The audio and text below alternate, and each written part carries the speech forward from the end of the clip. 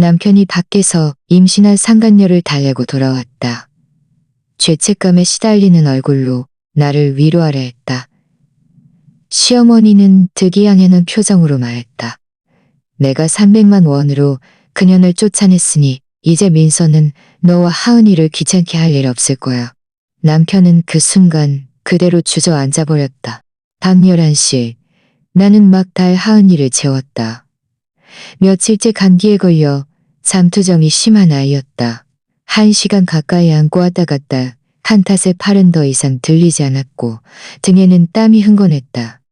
조심스럽게 하은이를 아기 침대에 눕혔다. 혹시라도 깰까봐 숨소리조차 죽였다. 발치에 서서 찡그린 작은 눈썹으로 깊이 잠든 아이의 모습을 바라보니 마음 한구석이 아련해지면서도 지쳐가는 피로가 밀려왔다. 하은이가 태어난 이후 집안의 크고 작은 일은 거의 내가 혼자 처리했다. 재호는 사업 때문에 매일 아침 일찍 나갔다가 밤늦게 돌아왔고 때로는 밤새도록 돌아오지 않을 때도 있었다. 나는 몸을 일으켜 거실로 나갔고 문을 열켜 거실로 나갔고 문을 일으켜 씻으러 가려는데 막 몸을 일으켜 씻어 가려는데 문 밖에서 현관을 일으켜 씻으러 가려는데 그에게서는 짙은 술 냄새와 함께 희미하게 낯선 향수 냄새가 섞여 있었다. 그는 평소에도 술자리 접대가 잦았지만 오늘 밤의 술 냄새는 유난히 더 강했고 얼굴색도 좋지 않았다. 눈빛에는 분명한 피로와 함께 미묘한 죄책감이 서려 있었다. 돌아왔어요? 나는 담담한 어조로 물으며 현관에 놓인 슬리퍼를 집어 그에게 건넸다. 재우는 응 하고 낮게 대답했다. 목소리가 조금 잠겨 있었다. 그는 평소처럼 소파로 곧장 걸어가 앉아 담배를 피우지 않았다. 대신 내 앞으로 먼저 다가와 나를 끌어안았다. 그의 포옹은 강렬했고 조급함이 묻어나는 듯했다. 평소의 무심한 태도와는 확연히 달랐다. 나는 몸이 뻣뻣하게 굳었고 무의식적으로 그를 밀쳐내려 했다. 그에게서 나는 낯선 향수 냄새가 너무나 선명했다. 그건 내 향수 냄새도 아니었고 그가 평소에 접하는 사업 파트너들에게서 나는 냄새도 아니었다. 젊은 여성들이 흔히 사용하는 달콤하고 느끼한 향수 냄새에 더 가까웠다. 여보, 고생 많았어. 재훈이 나를 놓아주며 말했다. 그의 눈빛에는 내가 한 번도 본 적 없는 다정함과 함께 알아채기 힘든 아첨이 섞여 있었다. 요즘 내가 너무 바빠서 당신이랑 하은이 잘 챙겨주지 못했어. 나는 아무 말 없이 그저 그를 바라보았다. 재훈은 내 냉담함을 눈치채지 못한 듯 들고 있던 서류 가방에서 고급스러운 액세서리 상자를 꺼내 내밀었다. 여보, 이거 당신 거야.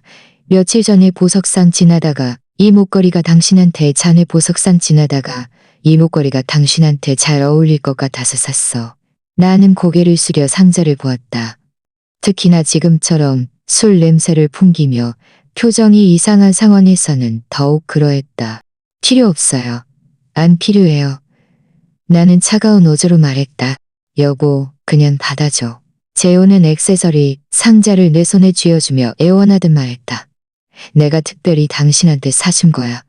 당신이 하면 분명 예쁠 거야. 이건 내가 당신한테 보상하는 거야. 보상? 뭘 보상하는데요? 내 마음속 의구심은 더욱 깊어졌다. 오늘 그의 행동은 너무나 비정상적이었다.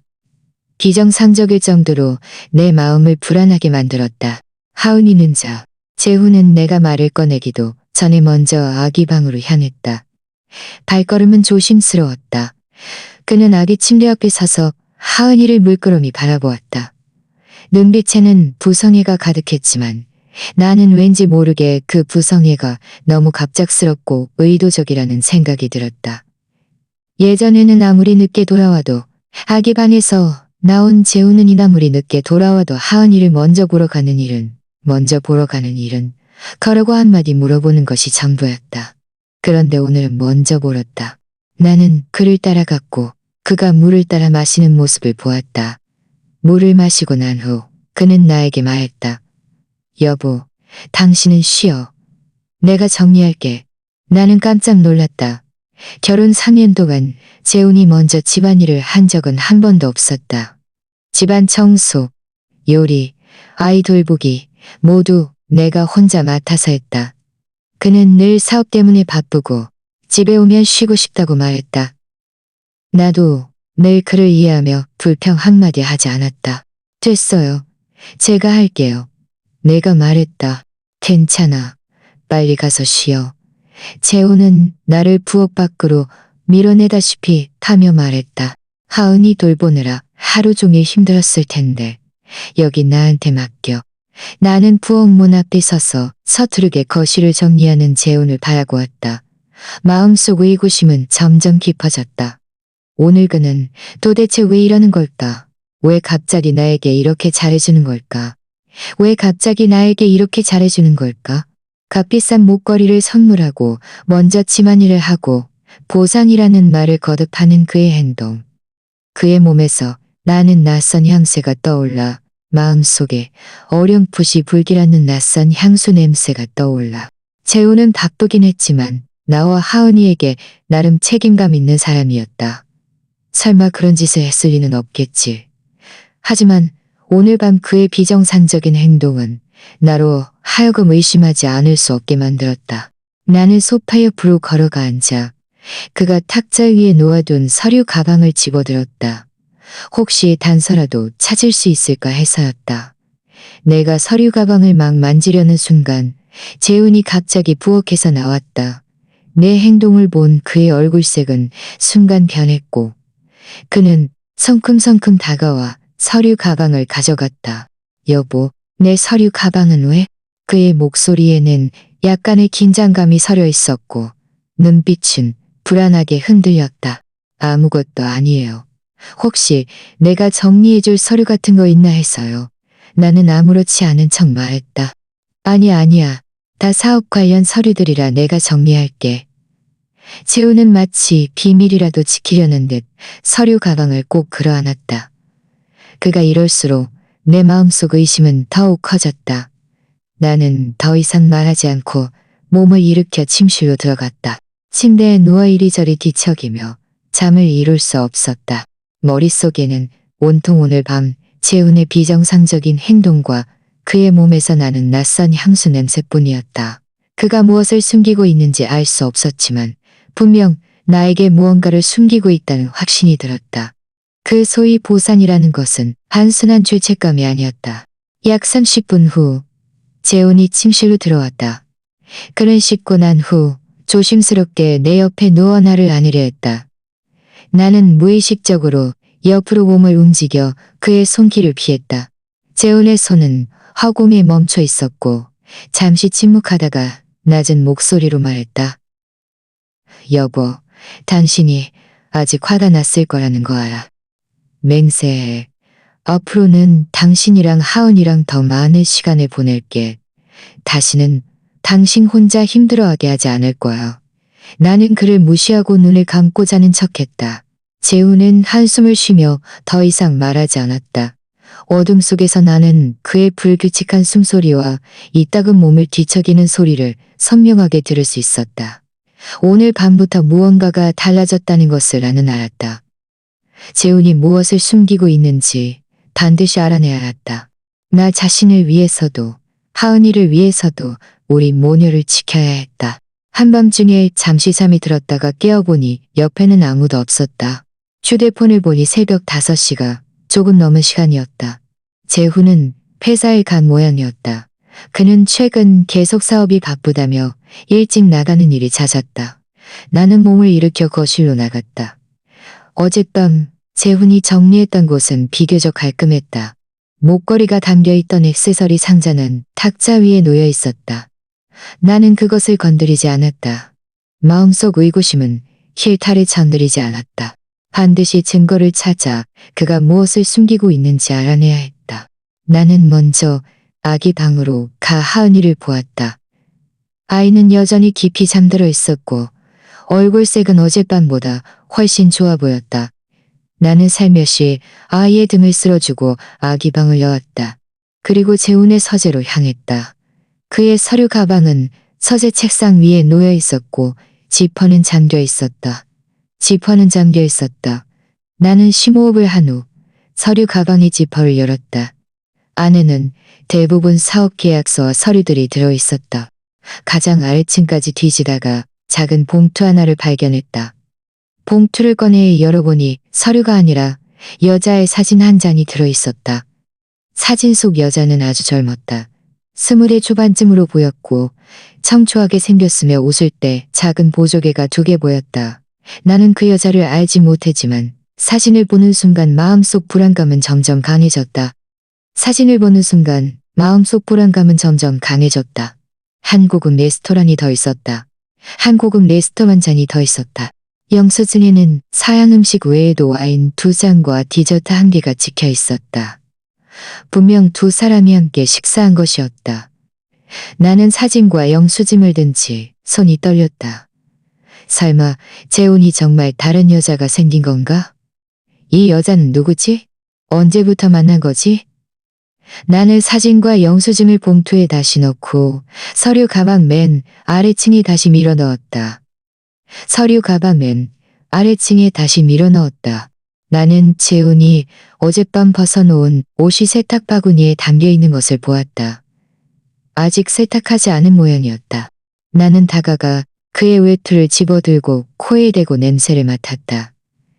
그 낯선 달콤한 향수 냄새가 여전히 남아있었고 어젯밤보다 더 선명했다. 나는 외투를 꼼꼼히 살펴보았다. 한쪽 깃에서 희미한 붉은 자국을 발견했다. 립스틱 자국은 아니었고 와인 같은 것이 묻은 것처럼 보였다. 나는 다시 그의 바지 주머니를 뒤져보았다. 안에는 아무것도 없었고 구겨진 휴지 몇 장만 있었다. 바로 그때 내 휴대폰이 울렸다. 엄마에게서 온 전화였다. 나는 서둘러 감정을 추스르고 전화를 받았다. 엄마는 하은이 감기는 좀 나아졌니? 오늘 오전에 너희 모녀 보러 갈까 하는데 하고 물었다. 하은이는 많이 나아졌어요. 엄마는 굳이 안 오셔도 돼요. 내 목소리가 조금 잠겨 있었다. 괜찮아. 나 벌써 너희 집 아래 짐 다 왔어. 엄마가 말했다. 하은이 먹을 과일이란 이유식 좀 샀고 네가 좋아하는 갈비도 좀 해왔어. 전화를 끊고 나는 재훈의 옷을 서둘러 정리하고 거실도 다시 한번 치웠다. 얼마 지나지 않아 초인종이 울렸다. 엄마가 도착한 것이었다. 엄마는 문에 들어서자마자 서연아, 왜 이렇게 얼굴색이 안 좋아? 잠 못 잤니? 나는 엄마에게 걱정을 끼치고 싶지 않아서 괜찮아요. 어젯밤에 하은이 돌보느라 잠을 잘 못 잤어요. 라고 말했다. 엄마는 더 이상 묻지 않고 아기 방으로 곧장 들어가 하은이를 보았다. 바쁘게 움직이는 엄마의 뒷모습을 보니 내 마음은 더욱 괴로웠다. 처음에 내가 재훈과 결혼하려 했을 때 엄마는 별로 찬성하지 않았다. 재훈이 조건은 좋지만 속내가 너무 많아서 나중에 내가 상처받을까봐 걱정된다고 했다. 하지만 나는 내가 고집해서 결혼했고 재훈이 나에게 잘해준다고 말했었다.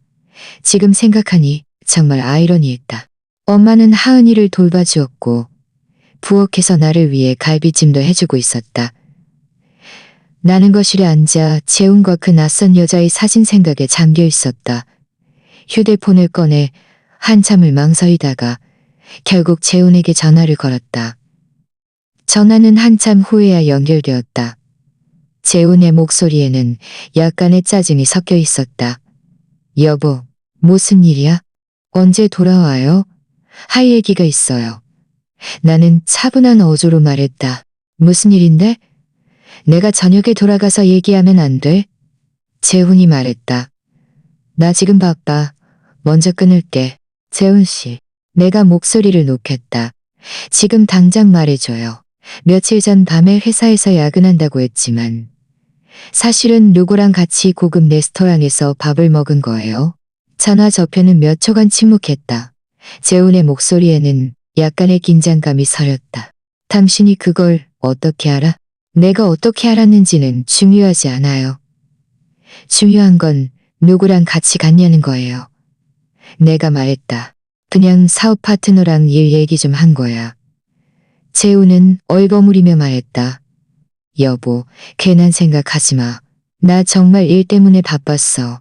회의 시작해야 해서 먼저 끊을게. 저녁에 돌아가서 설명해 줄게.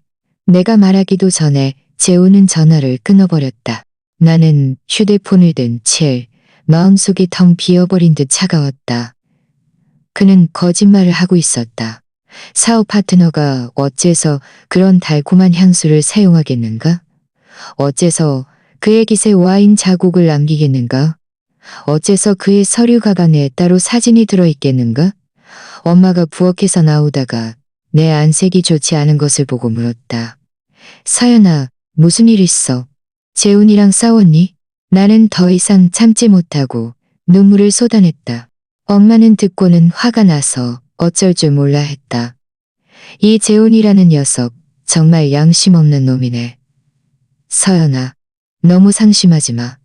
그 녀석 저녁에 돌아오면 엄마가 다 따져 물을게. 엄마, 흥분하지 마세요. 나는 눈물을 닦았다. 제 일은 제가 알아서 처리할게요. 엄마는 하은이만 잘 돌봐주세요. 엄마는 한숨을 쉬며 말했다. 서연아, 네가 고생이 많다. 무슨 일이 있어도 엄마는 네 편이야. 만약 재훈이가 정말 너에게 미안한 짓을 했다면 절대 쉽게 용서해주면 안 돼. 오전 내내 나는 마음이 불안했다. 재훈은 나에게 다시 전화하지 않았고 설명하는 문자 메시지도 보내지 않았다. 그가 회피하고 있다는 것을 나는 알았다.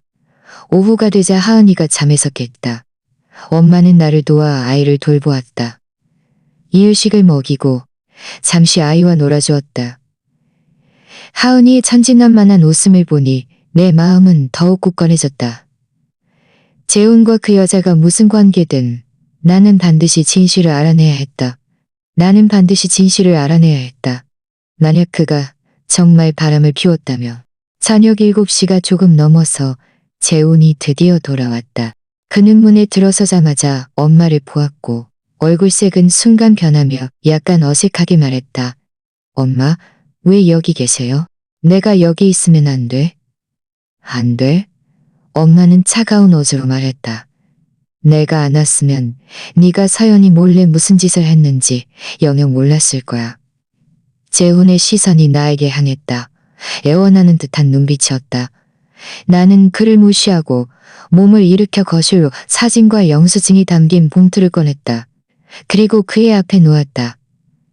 재훈 씨, 직접 가요. 이게 뭐예요? 그는 허둥지둥 사진과 영수증을 봉투에 다시 밀어 넣으며 다급한 목소리로 말했다. 서연아, 내 말 좀 들어봐. 당신이 생각하는 그런 거 아니야. 내가 생각하는 그런 거 아니면 어떤 건데요? 나는 그를 바라보았다. 눈에는 실망감이 가득했다. 며칠 전 밤에 회사에서 야근한다고 했지만 사실은 이 여자랑 같이 고급 레스토랑에서 밥을 먹은 거죠? 당신 깃에 묻은 와인 자국, 몸에서 나는 향수 냄새. 다 이 여자 거죠? 맞아. 그 여자랑 같이 밥을 먹었어. 하지만 우리는 정말 그냥 아는 사이일 뿐이야. 재훈은 식은땀을 흘리며 다급하게 말했다. 그 여자는 내 고객의 딸이야.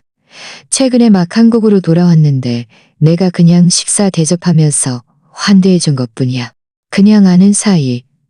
그냥 아는 사이인데 사진을 당신 서류 가방에 넣어두고 그냥 아는 사이인데 당신이 그 여자한테 그렇게 많은 돈을 써서 비싼 서양 음식을 사주나요? 나는 비웃었다. 재훈 씨, 나를 바보로 아는 거예요? 서연아, 내가 하는 말은 다 진심이야. 재훈이 내 옆으로 다가와 내 손을 잡으려 했다. 나는 그의 손을 뿌리쳤다. 엄마도 말했다. 재훈아, 더 이상 변명하지 마. 서연이가 너한테 얼마나 잘해줬는데. 이 가정을 위해, 하은이를 위해 얼마나 많은 걸 희생했는데. 네가 이런 식으로 보답하는 거야? 만약 네게 조금이라도 양심이 있다면 솔직하게 말해. 재훈은 우리를 보며 눈빛을 피했고 한참 동안 아무 말도 하지 못했다. 나는 그가 여전히 거짓말을 하고 있다는 것을 알았다. 그 봉투 속 사진은 그냥 아는 사이에서 있을 법한 것이 아니었다. 그리고 어젯밤 그의 비정상적인 행동들, 그 소위 보상이라는 것들. 지금 생각해보니 모든 것이 그 여자 때문이었다. 재훈 씨, 마지막으로 다시 물을게요. 당신과 이 여자는 도대체 무슨 관계예요? 나는 단호한 어조로 말했다. 만약 또 솔직하게 말하지 않으면 우리는 이혼할 거예요. 이혼이라는 두 글자에 재훈의 몸이 휘청거렸다. 그는 나를 바라보았다. 눈에는 두려움과 애원이 가득했다. 서연아, 난 당신 없이는 안 돼. 하은이 없이는 안 돼. 솔직하게 말할게. 제발 나랑 이혼하지 말아줘. 나는 알아줘. 재훈은 깊이 숨을 들이쉬었다. 마치 큰 결심이라도 한 듯 낮은 목소리로 말했다. 나랑 그 여자는 상관관계였어. 그 여자는 민서라고 해. 내가 반년 전에 만났어. 이 말이 마치 벼락처럼 내 귓가에 울렸다. 비록 어느 정도 마음의 준비는 하고 있었지만 그의 입에서 직접 그 말을 들으니는 하고 있었지만 그의 입에서 직접 그 말을 들으니 내 마음은 칼로 베인들으니 내 마음은 칼로 베인듯 아팠다. 재훈의 말이 끝나자 거실은 완전히 조용해졌다. 재훈은 고개를 숙이고 우리를 똑바로 쳐다보지 못했다. 입으로는 계속해서 내가 잘못했어. 서연아, 이번 한 번만 용서해줘. 맹세코 당장 그 여자랑 정리하고 다시는 연락 안 할게. 라고 말했다. 정리? 나는 그를 바라보았다. 눈물이 멈추지 않고 흘러내렸다. 재훈 씨, 바람 피운 걸 그렇게 쉽게 말해요. 당신이 그 여자랑 반년 동안 만나는 동안 매일 나에게 거짓말하고 이 가정을 소홀히 했잖아요. 이제 와서 정리한다고 모든 걸 만회할 수 있다고 생각해요. 내가 정말 심하게 잘못했다는 거 알아. 내가 만회할게. 재훈이 고개를 들었다. 눈에는 깃발이 가득했다. 서연아, 당신이 원하는 건 뭐든지 해줄게. 제발 나랑 이혼만 하지 말아줘. 하은이는 아직 너무 어려. 아빠 없이는 안 돼. 하은이는 당신 같은 아빠가 있든 없든 별 차이 없을 거예요. 나는 차갑게 말했다. 지난 반년 동안 당신은 하루라도 아빠로서의 책임을 다했나요? 아이가 아플 때 당신은 어디 있었어요? 아이가 뒤집기 배우고 앉는 법 배울 때 당신은 또 어디에 있었어요? 재훈은 내 질문에 아무 말도 하지 못하고 그저 계속 사과만 했다. 옆에서 엄마가 말했다. 서연아, 그 자식이랑 쓸데없는 말 하지 마. 이런 남자는 너를 용서받을 가치도 없어.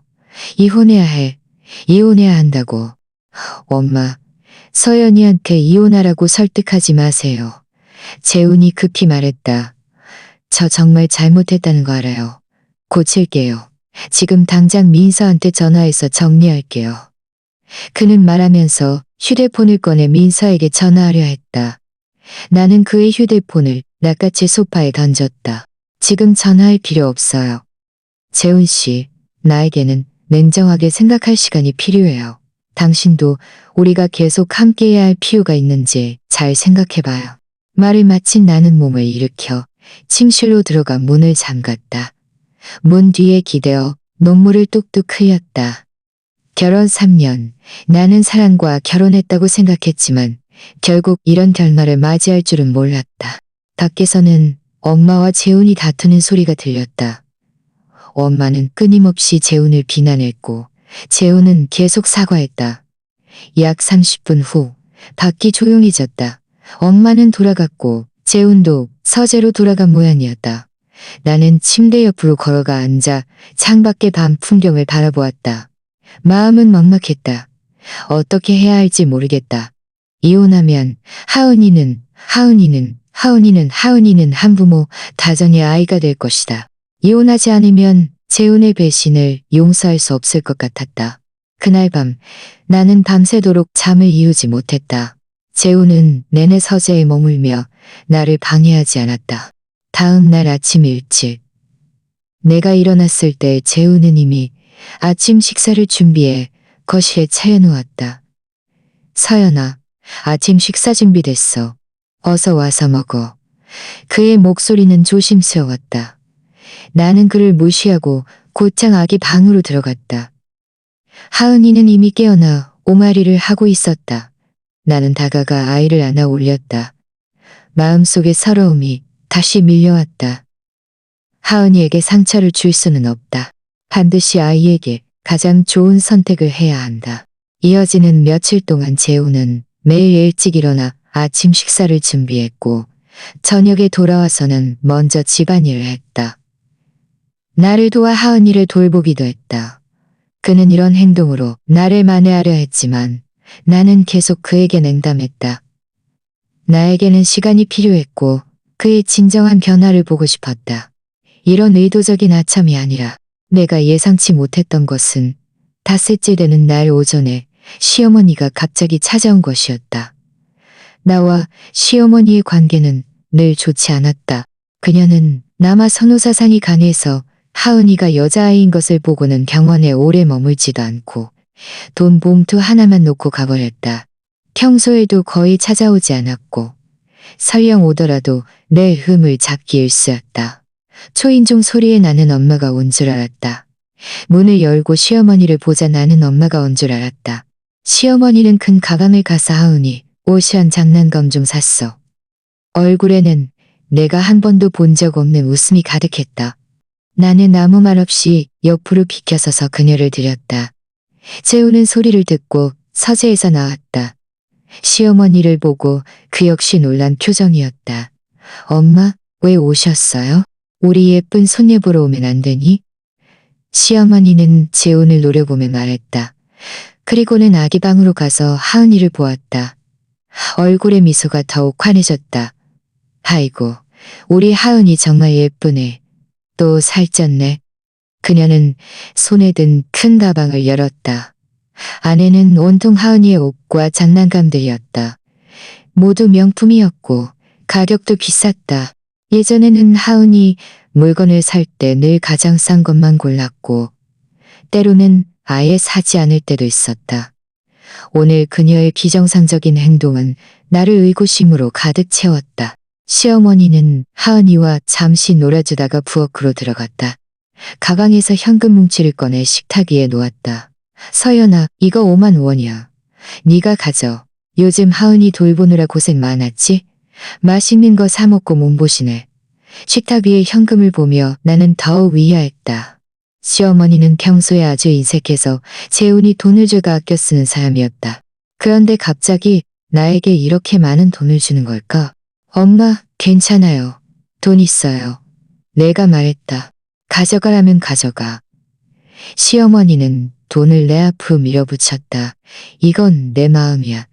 서연아, 예전에는 내가 너한테 관심도 덜 주고 늘 흠만 잡아서 미안했어. 마음에 담아두지 마. 나는 멍하니 서 있었다. 시어머니가 먼저 나에게 사과를 하다니 정말 믿을 수 없는 일이었다. 재훈도 옆에 서서 어리둥절한 표정이었다.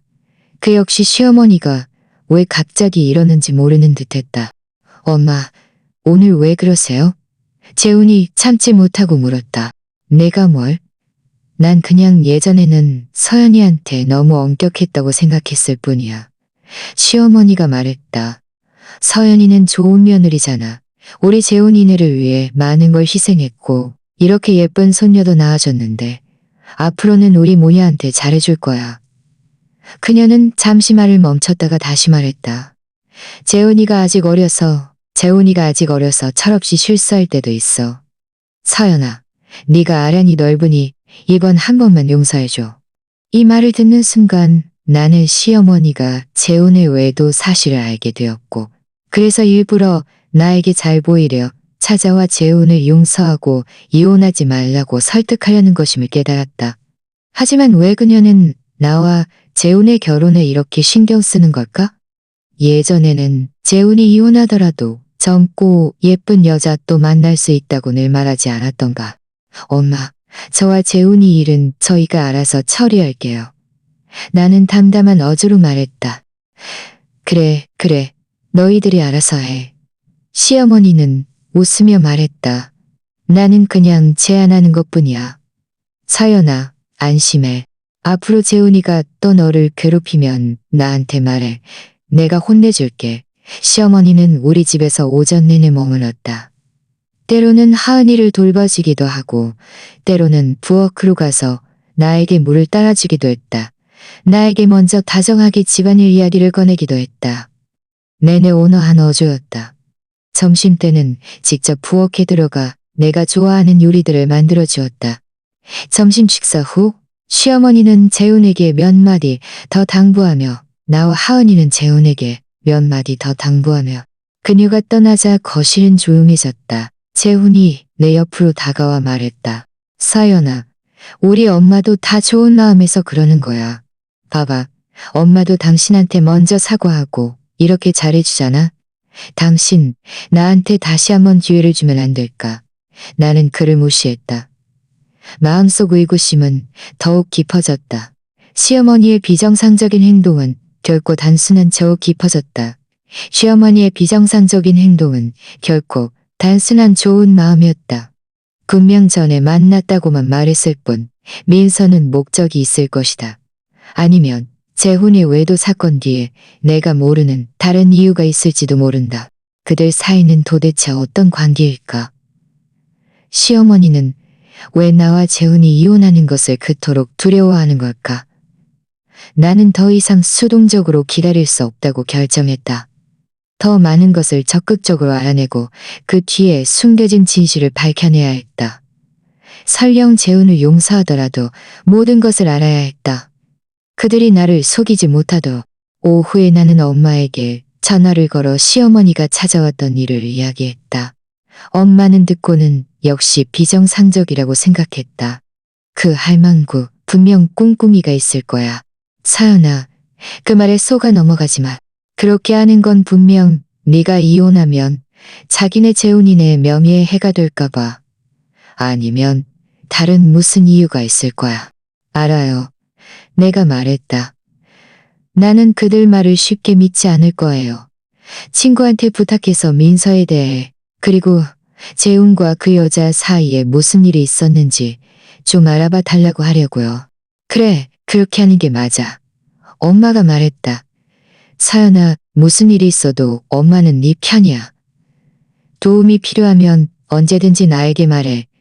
전화를 끊고 나니 내 마음은 더욱 굳건해졌다. 나는 휴대폰을 꺼내 가장 친구 지수에게 연락했다. 지수는 언론계에서 일하며 인맥이 넓고 정보가 빨랐다. 그녀에게 민서에 대한 정보를 알아봐 달라고 하면 분명 금방 결과를 얻을 수 있을 것이다. 나는 지수에게 문자 메시지를 보내 상황을 대략적으로 설명했다. 내가 분명하 대략적으로 상황을 그리고 민서의 사진을 찍어보내며 그녀의 신분과 재훈과의 자세한 관계를 알아봐 부탁했다. 지수는 곧바로 달라고 부탁했다. 지수의 답장을 보니 내 마음은 조금이나마 놓였다. 지수에게 부탁한 후 나는 매일 마음이 불안했다. 하루라도 빨리 소식을 듣고 싶으면서도 더 충격적인 진실을 듣게 될까봐 두려웠다. 재훈은 여전히 매일 나에게 조심스럽게 대했고 집안의 모든 집안일을 도맡아 했다. 하지만 그럴수록 내 마음은 더욱 비웃었다. 하은이의 감기는 완전히 나았고 아이는 훨씬 생기 넘쳤다.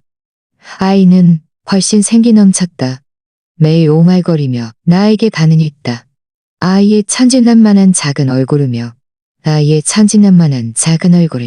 사흘째 오후 내가 하은이에게 이유식을 먹이고 있을 때 휴대폰이 갑자기 울렸다. 지수에게서 온 전화였다. 내 심장은 목구멍까지 치솟았고 손까지 조금 떨렸다. 나는 서둘러 하은이를 유모차에 눕히고 베란다로 가서 전화를 받았다. 지수의 목소리는 매우 무거웠다. 서연아, 알아냈어.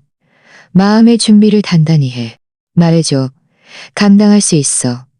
나는 심호흡을 하며 목소리를 침착하게 유지하려 했었다. 지수가 말했다. 그 민서라는 여자, 올해 22살이야. 지방에서 우리 동네로 일하러 온 애고 술집에서 일하고 있었어. 재훈이랑은 반년 전에 그 술집에서 만났대. 재훈이가 그 술집에 자주 드나들면서 둘이 눈이 맞은 거지. 나는 휴대폰을 쥔 손에 점점 힘이 들어갔다. 손톱이 살을 파고들 지경이었다. 이미 그들의 관계가 심상치 않다는 것은 알고 있었지만 눈이 맞았다는 말을 들으니 마음은 칼에 찔린 듯 아팠다. 지수가 계속해서 말했다. 지수가 계속해서 말했다. 가장 중요한 건 민서가 임신했다는 거야. 이미 3개월이 넘었어. 재훈이도 이 사실을 알고 있고 심지어 시내 중심가 고급 아파트에 그녀를 위해 오피스텔을 얻어줬어. 월세 8억만 원짜리인데 1년 계약을 했고 월세는 재훈이가 한꺼번에 다 냈어. 임신했다고? 내 머릿속에서 옹 하는 소리가 나며 온몸이 얼어붙었다. 재훈이 그 여자와 아이를 가졌다니. 심지어 그녀를 위해 고급 오피스텔까지 얻어줬다니. 이건 그들의 관계가 단순한 일시적인 감정이 아니라는 것을 의미했다. 재훈이 그녀를 가볍게 생각하는 것이 아니었다. 재훈이가 최근 민서에게 돈을 꽤 많이 줬다는 것도 알아냈어. 앞뒤로 합쳐서 1억만 원이 넘는데. 지수가 말했다. 서연아, 재훈이 정말 너무했네. 돈은 다 밖에 있는 여자한테 쓰고 당신이랑 아이한테는 이렇게 소홀하다니. 나는 아무 말도 할 수 없었다. 눈물이 멈추지 않고 흘러내렸다. 재훈은 매일 나에게 사업이 바쁘고 스트레스가 많다고 말했지만 다른 여자에게 오피스텔을 얻어주고 돈을 주고 심지어 그 여자가 자신의 아이를 갖게 할 여유는 있었다니. 그는 나를 뭘로 본 걸까? 이 가정을 뭘로 본 걸까? 서연아, 괜찮아? 지수가 걱정스럽게 물었다. 괜찮아. 나는 눈물을 닦았다. 목소리는 잠겨 있었다. 지수야, 이 모든 걸 알아봐줘서 고마워. 또 다른 건 알아낸 거 없어? 일단은 여기까지야. 지수가 말했다. 나는 계속해서 민서에게 다른 배경은 없는지 혹은 그들 사이에 다른 일은 없는지 알아볼 거야. 서연아, 내가 필요하면 언제든지 전화해. 고마워. 나는 전화를 끊고 베란다 벽에 기대었다. 마음속은 텅 비어버린 듯 차가웠다. 시어머니의 비정상적인 행동에는 다 이유가 있었던 것이다. 그녀도 분명 민서의 임신 사실을 알았을 것이다. 내가 이 사실을 알고 재훈과 이혼하면 재훈이 내 명예에 해가 될까봐, 심지어 재훈의 사업에 영향을 미칠까봐 두려워서 일부러 나에게 잘 보이려 찾아와 나에게 참고 넘어가라고 설득하려 했던 것이다. 바로 그때 재훈이 사제에서 나왔다. 베란다에 서 있는 나를 보고는 다가와 물었다. 서연아, 누가 전화했어? 왜 여기 서 있어? 나는 몸을 돌려 그를 차갑게 바라보았다. 그는 내 시선을 피하며 약간 불편해하는 듯했다. 혹시 당신 엄마가 전화했어? 엄마가 무슨 안 좋은 말 했더라도 마음에 담아두지 마. 엄마 아니에요. 나는 담담한 어조로 말했다. 내 친구예요. 그 친구예요. 그 친구가 나에게 민서가 임신했다고 3개월이 넘었다고 말해줬어요. 당신이 시내 중심가에 있는 고급 오피스텔을 그녀에게 얻어줬고 매달 월세가 8억만 원이라고요. 맞아요? 재훈의 얼굴색은 순간 새하얗게 변했고 몸이 휘청거리며 넘어질 뻔했다.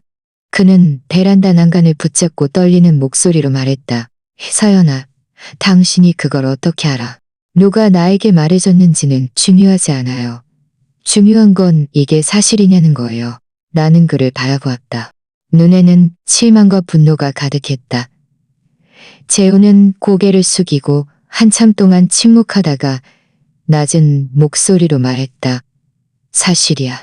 재훈 씨, 정말 역겹네요. 나는 참지 못하고 목소리를 높였다. 당신은 매일 나에게 사업이 바쁘고 스트레스가 많다고 말했지만 다른 여자에게 오피스텔을 얻어주고 돈을 주고 심지어 그 여자가 당신 아이를 갖게 했다니 나를 바보로 알고 가지고 논 거예요? 이 가정을 뭘로 아는 거예요? 내가 잘못했어. 서연아, 내가 정말 잘못했어. 재훈이 황급히 내 손을 잡으며 애원하듯 말했다. 민서가 임신한 건 사고였어. 나도 원치 않았어. 내가 그 여자한테 돈을 준 건 그냥 아이를 지우게 하고 그 여자랑 정리하려고 했던 것뿐이야.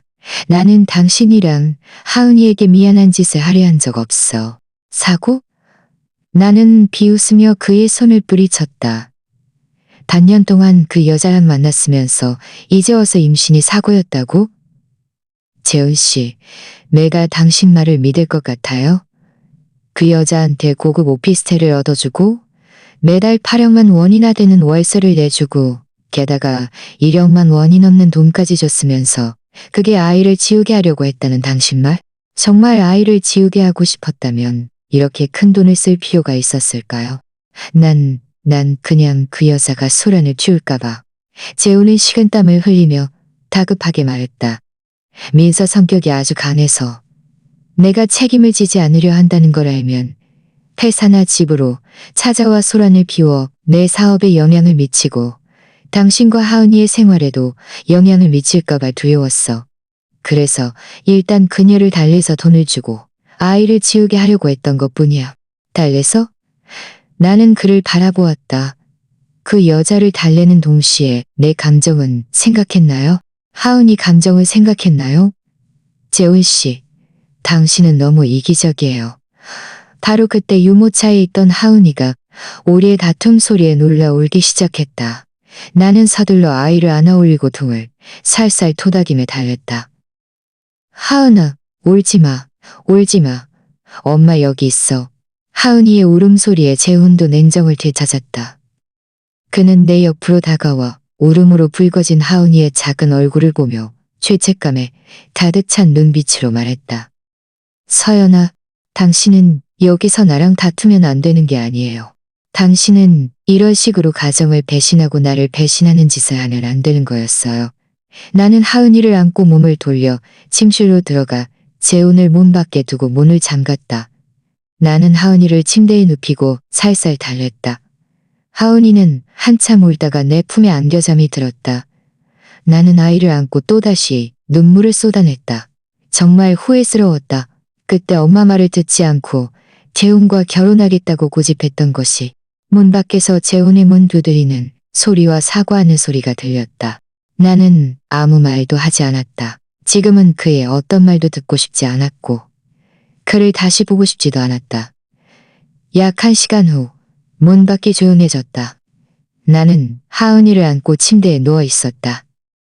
머릿속에는 온통 지수가 알려준 그 모든 사실들 뿐이었다. 머릿속에는 온통 지수가 알려준 그 모든 사실들 뿐이었다. 민서가 임신했다. 민서가 임신했다. 재훈은 그녀를 위해 오피스텔을 얻어주고 돈을 줬다. 이 모든 것이 마치 날카로운 칼날이 되어 내 심장을 줬다. 그녀는 그렇게 남아선 호사산이 강하니 민서가 아들을 임신했다면 아이를 낳게 하려 하지 않았을까.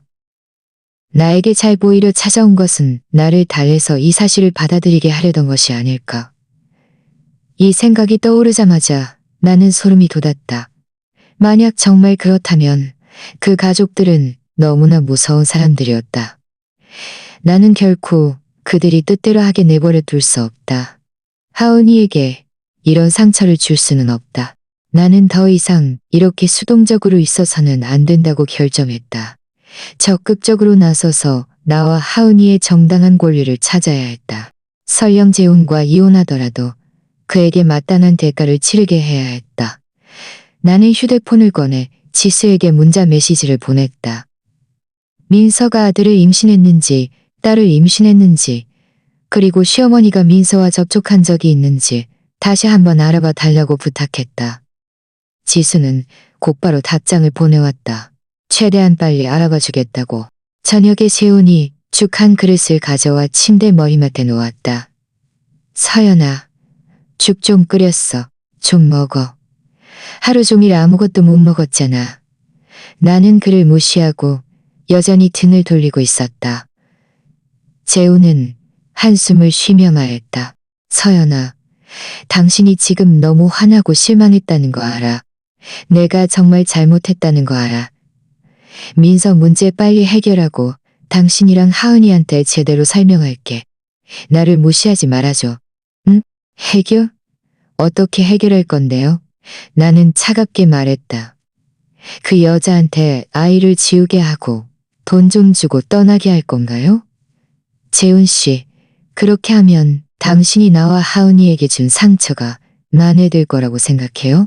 내가 평생을 바쳐 당신과 하은이를 만회할게. 재훈이 말했다. 서연아, 다시 한번 기회를 주면 안 될까? 맹세코 이번이 마지막이야. 앞으로는 민사랑 절대 연락 안 할게. 당신과 하은이 잘 돌보고 이 가정을 잘 꾸려나갈게. 기회는 당신이 원한다고 해서 내가 꼭 줘야 하는 게 아니에요. 나는 몸을 돌려 그를 바라보았다. 재훈 씨, 지금은 이런 얘기하고 싶지 않아요. 나가요. 나 하은이랑 쉬고 싶어요. 재훈은 나의 단호한 눈빛을 보고 내가 지금 그의 말을 듣고 싶어 하지 않는다는 것을 알았다. 그는 어쩔 수 없이 몸을 돌려 침실을 나갔고 조용히 문을 닫았다. 방안은 다시 조용해졌다. 나는 품에 안겨 잠든 하은이졌다. 어떤 대가를 치르더라도 아이를 지켜낼 것이다. 재훈과 민서의 일, 나는 반드시 그들에게 해명을 요구할 것이다. 만약 재훈이 정말 나와 하은이에게 안정된 미래를 줄 수 없다면 나는 이혼을 선택하고 하은이를 데리고 이 슬픈 곳을 떠날 수밖에 없을 것이다. 이어지는 며칠 동안 나는 여전히 재훈에게 냉담했다. 그는 매일 온갖 방법으로 나에게 잘 보이려 했다.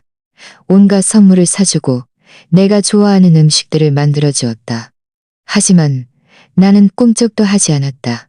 나는 계속해서 민서가 아들을 임신했는지 딸을 임신했는지 그리고 시어머니가 민서와 접촉한 적이 있는지 알고 싶었다. 이런 정보들이 나에게 매우 중요하고 앞으로의 결정에 영향을 미칠 것이라는 것을 나는 알았다. 모든 것을 확실히 알아야만 나와 하은이에게 가장 유리한 선택을 할 수 있을 것이었다. 지수의 소식을 기다리던 며칠은 유난히 길게 느껴졌다. 재훈의 아참은 점점 더 노골적이었다.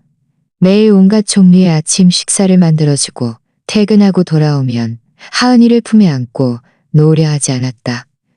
입으로는 끊임없이 우리 예쁜 손녀라고 중얼거렸다.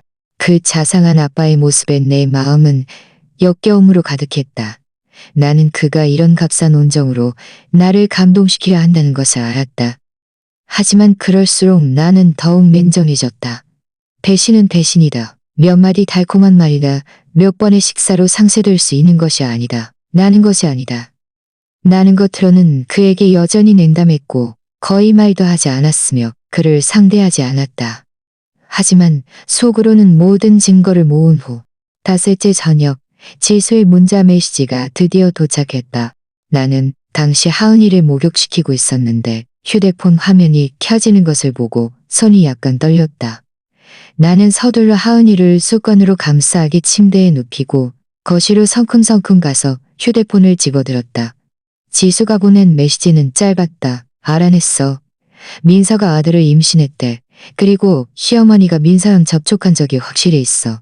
바로 4일 전이야. 그 여자가 얻은 오피스텔을 몰래 찾아가서 거의 2시간 동안 그 여자가 얻은 오피스텔을 몰래 찾아가서 음식 같은 걸 가져다 준 모양이야. 아들과 시어머니가 민서를 만났다는 2가지 정보를 보고 내 온몸의 피가 식어버렸다. 역시 내 예상대로 했다. 시어머니는 민서가 아들을 임신했다는 것을 알고 반대하기는커녕 오히려 몰래 찾아가 그녀를 돌봐주고 있었던 것이다. 그녀가 이전에 나에게 잘 보이려 찾아온 것은 결국 나를 달래서 민서와 그 사생아의 존재를 받아들이게 하려던 것이었다. 나는 휴대폰을 쥔 손에 힘을 쥐었다.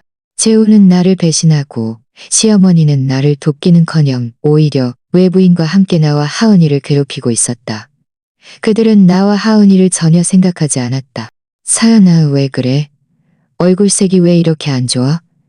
재훈이 서재에서 나와 거실에 서 있는 내 창백한 얼굴을 보고는 서둘러 다가와 물었다.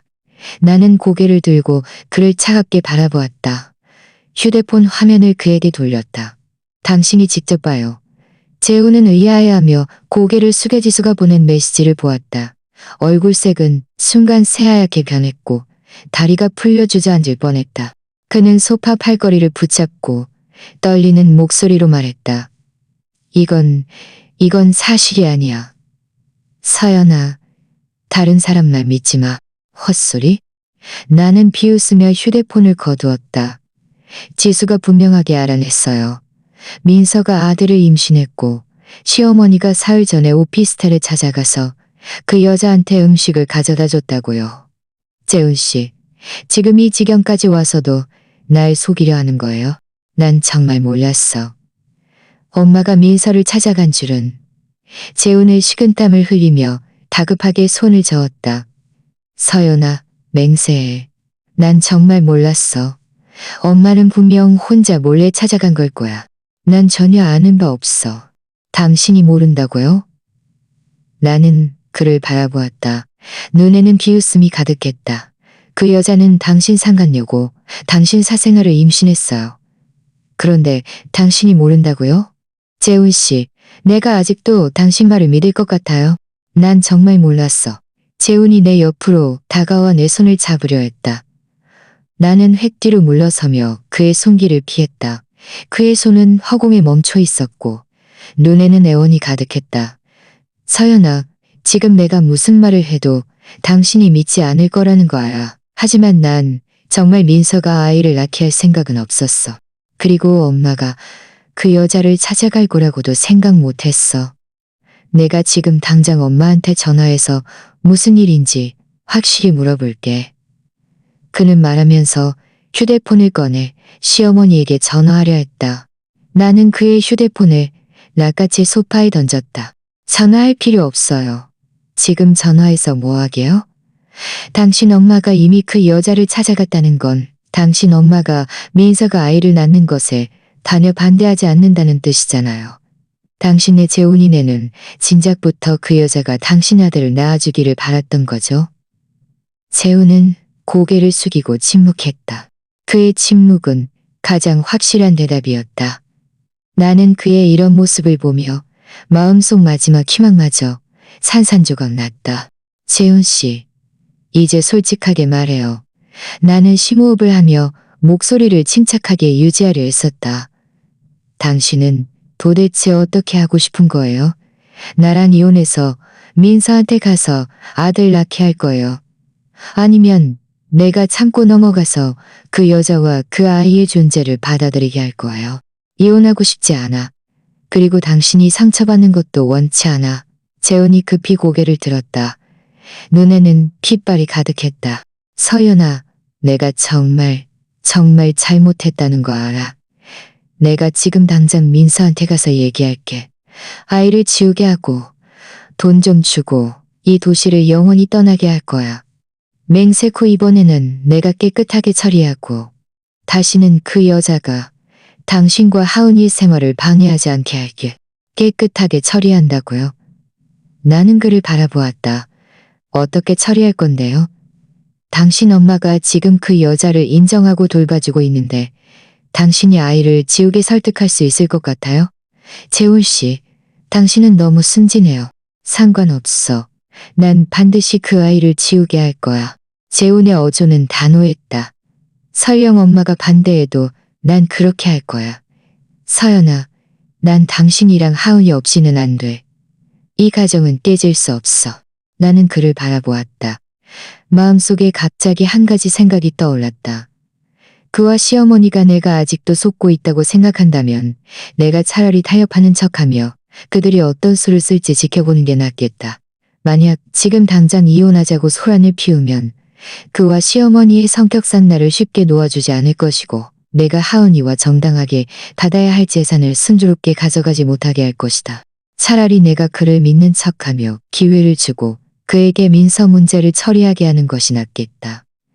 그렇게 하면 나는 더 많은 증거를 수집할 기회를 얻을 수 있을 뿐만 아니라 그가 정말 문제를 해결하려 하는지 그리고 시어머니가 어떻게 나올지 지켜볼 수 있을 것이다.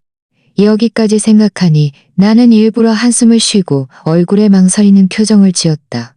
재훈 씨, 내가 어떻게 당신을 믿을 수 있겠어요? 내가 흔들리는 기색을 보이자 재훈은 황급히 말했다. 서연아, 내가 예전에 당신을 많이 속여서 실망시킨 거 알아. 하지만 이번에는 내가 말한 대로 할게. 지금 당장 민서한테 가서 얘기할게. 당신한테 사흘 시간을 줘. 사흘 후에 반드시 만족스러운 답을 줄게. 사흘? 나는 눈살을 찌푸리며 일부러 매우 난처한 표정을 지었다. 사흘이면 충분할까요? 만약 그 여자가 동의하지 않으면요? 만약 당신 엄마가 또 방해하면요? 충분해, 서연아. 분명 충분할 거야. 재훈이 급히 말했다. 내가 그녀를 잘 설득할 거야. 정말 안 되면 돈을 좀 더 줄게. 엄마 쪽은 내가 잘 설득해서 당신과 하은이가 나에게 가장 소중한 사람이라는 걸 이해시키겠어. 나는 잠시 침묵했다. 마치 격렬한 사투를 벌인 후에야 천천히 말했다. 좋아요. 다시 한번 기회를 줄게요. 사흘 시간이에요. 당신이 말한 대로 해주길 바라요. 만약 사흘 후에도 일을 제대로 처리하지 못하면 우리는 이혼할 거예요. 내가 동의하자 재훈의 얼굴에는 순간 환희의 표정이 떠올랐다. 그는 감격스럽게 내 손을 잡으며 말했다. 서연아, 고마워. 다시 한번 기회를 줘서 고마워. 안심해. 절대 당신을 실망시키지 않을 거야. 나는 아무렇지 않은 척 그의 손을 뿌리치며 말했다. 너무 일찍 기뻐하지 마요. 이번이 마지막 기회예요. 만약 또 나를 실망시키면 나는 결코 다시는 당신을 용서하지 않을 거예요. 알았어. 알았어. 재우는 연신 고개를 끄덕였다. 지금 당장 민서한테 가서 얘기할게. 지금 서두를 필요 없어요. 내가 말했다. 벌써 늦었어요. 하은이도 잘 시간이에요. 내일 가요. 그래. 당신 말 들을게. 재훈의 어조는 유난히 순종적이었다. 그럼 내가 먼저 하은이 과일 좀 씻어줄게. 재훈이 몸을 돌려 부엌을 들어가는 뒷모습을 보며 내 눈에는 냉기가 가득했다. 나는 그가 일을 제대로 처리할 거라는 기대는 전혀 하지 않았다. 나는 그저 이 사흘이라는 시간을 이용해 더 많은 증거를 수집하고 나와 하은이에게 최대한의 이익을 얻으려 했을 뿐이었다. 밤에 하은이가 깊이 잠든 후 나는 조용히 휴대폰을 꺼내 지수에게 문자 메시지를 보냈다. 민서와 시어머니의 동향을 계속 주시하고 어떤 상황이든 즉시 나에게 알려달라고 부탁했다. 지수는 곧바로 답장을 보내왔다. 안심하라고. 사람을 배치해 주시하고 있겠다고. 재훈을 씻고 침실로 들어와 내가 침대에 누워있는 것을 보고 조심스럽게 내 옆에 누웠지만 너무 가까이 다가오지는 않았다. 나는 자는 척하며 그에게 등을 돌리고 있었다. 그는 가볍게 한숨을 쉬며 더 이상 말하지 않았다. 어둠 속에서 나는 눈을 뜬 제 다음 계획에 대해 생각했다. 앞으로 사흘이 매우 중요할 것이라는 것을 나는 알았다. 냉정을 유지하고 재훈과 시어머니가 어떤 단서도 눈치채지 못하게 해야 하고. 다음 날 아침 일찍 재훈은 역시 일찍 일어났다. 나와 하은이의 아침 식사를 준비하고 하은이에게 젖을 먹인 후에야 서둘러 집을 나섰다. 민서를 찾아간다고 했다. 그가 떠난 지 얼마 되지 않아 지수에게서 문자 메시지가 왔다. 재훈이 이미 민서 오피스텔에 갔어. 시어머니도 갔어. 두 사람이 한 병씩 연달아 들어갔어. 이 메시지를 보고 나는 전혀 놀라지 않았다.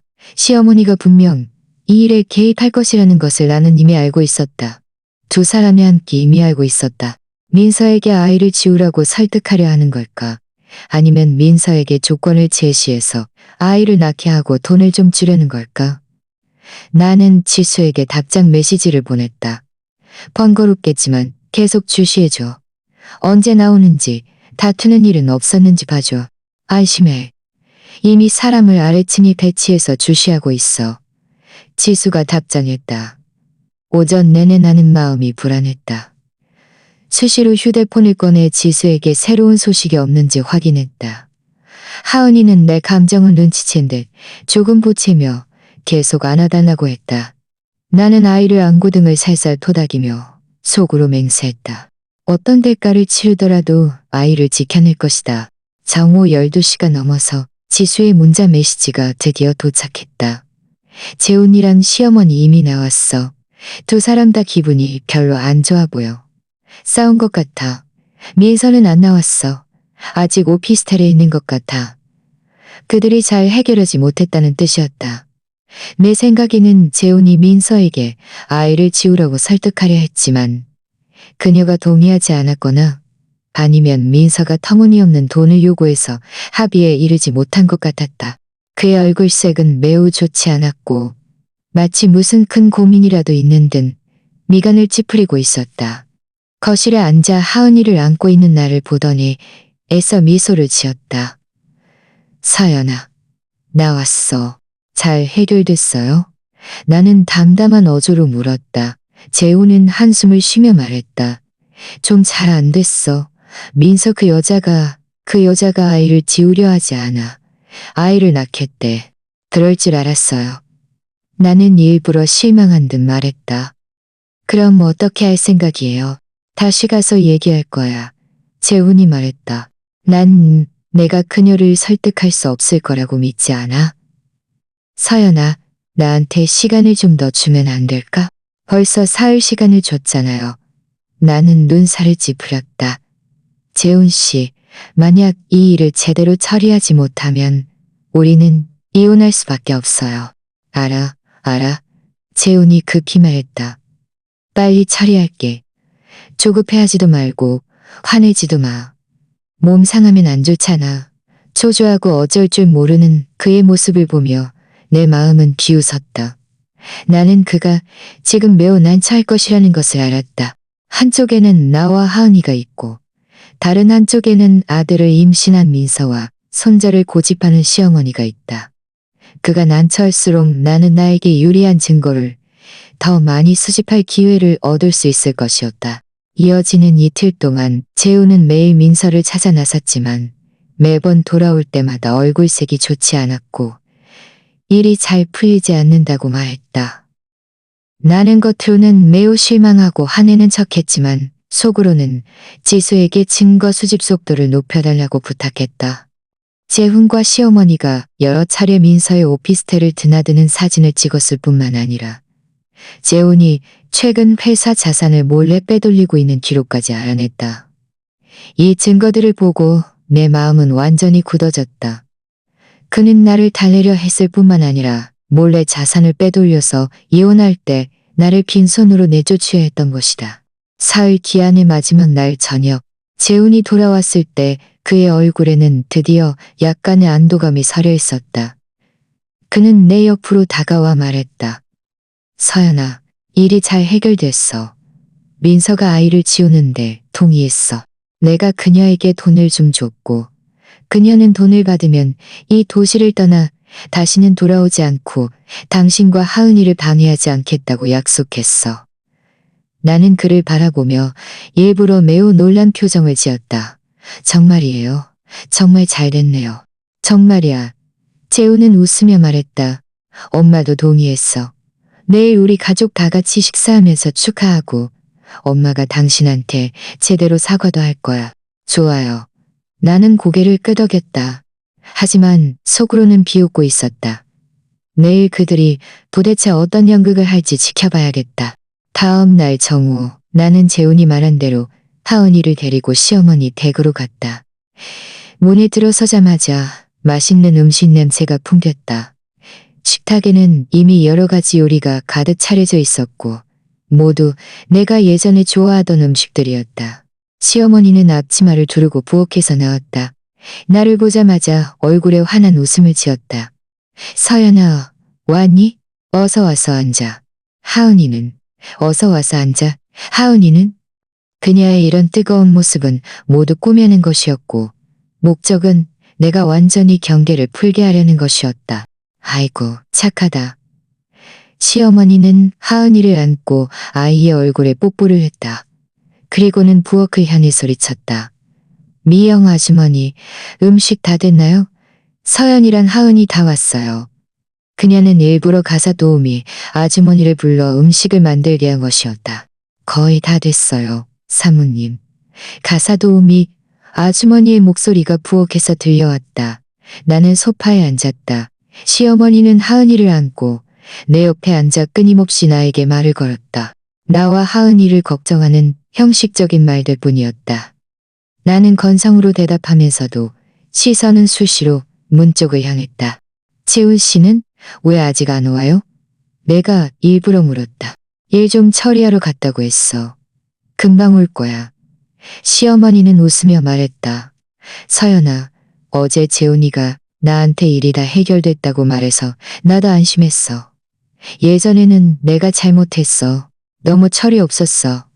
너희 부부 일에 간섭하면 안 됐는데 그 민서라는 여자도 몰래 만나고 나는 아무 말 없이 그녀가 말을 계속 이어나가기를 기다렸다. 내가 그렇게 해서 네 마음에 상처를 줬다는 거 알아. 시어머니는 한숨을 쉬며 목소리에 죄책감이 가득한 듯 말했다.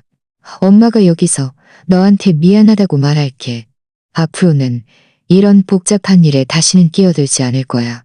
그냥 너를 잘 도와 하은이를 키우고 너랑 재훈이가 마음 편히 살게 해줄 거야. 말한 대로 지켜주면 좋겠네요. 나는 담담하게 말했다. 그럼. 시어머니는 연신 고개를 끄덕이며 다시 하은이를 놀아주기 시작했다. 입으로는 끊임없이 우리 예쁜 손녀 정말 귀엽다고 중얼거렸다. 그 다정하고 사랑스러운 모습은 모르는 사람이 보면 정말 아이를 많이 아끼는 줄 알 것이다. 하지만 내 마음은 알고 있었다. 그녀가 지금 이렇게 하은이를 아끼는 것은 민서 문제가 해결되어서일 뿐이었다. 내가 재훈과 이혼할까봐 두려워서 일부러 꾸며낸 행동이었다. 시간은 조금씩 흘러갔다. 음식은 모두 만들어져 식탁에 차려졌다. 재훈은 여전히 돌아오지 않았다. 휴대폰을 보니 이미 정오 12시 반이었다. 재훈 씨는 왜 아직 안 와요? 전화해 볼까요? 내가 시어머니에게 물었다. 아니야. 분명 무슨 일이 있겠지. 시어머니는 손을 저었다. 우리 먼저 먹자.